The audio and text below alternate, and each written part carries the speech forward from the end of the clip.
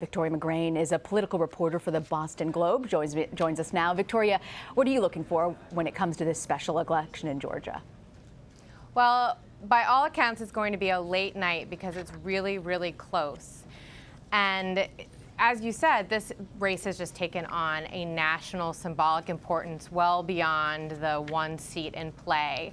And I think a lot will sort of hinge on it in terms of the narrative going into 2018, the amount of enthusiasm on the Democratic side. A win for Ossoff would just open the floodgates for other Democrats to jump into tough races.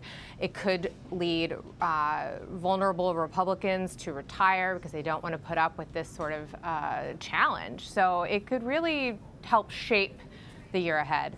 You talk about Democrats, but this has been a Republican stronghold, since Newt Gingrich held this for decades now.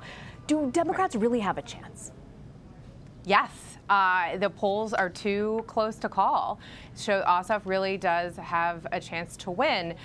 It will, it's kind of a joke at this point. It just comes down to who turns out today. If Republicans stay home because they're unhappy with Trump or Handel, who hasn't been a particularly popular or strong campaigner, then that will push the Democrat over the edge. Now, a lot of inside the Beltway experts will say it will be very hard, if not impossible, for Ossoff to win again in 2018. He's not going to be able to raise $23 million in a general midterm election.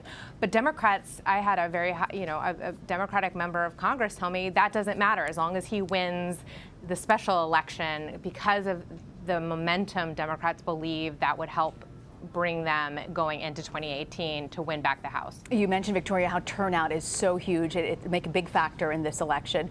Both sides have also been careful in how they invoke President Trump's name. Why is that?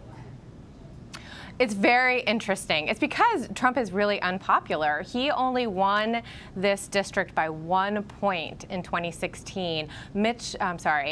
Former Massachusetts Governor Mitt Romney won by 20 points. Tom Price won re-election by more than 20 points. So Trump is not popular among Republicans there, and by all accounts, his popularity has gone further down the tubes since.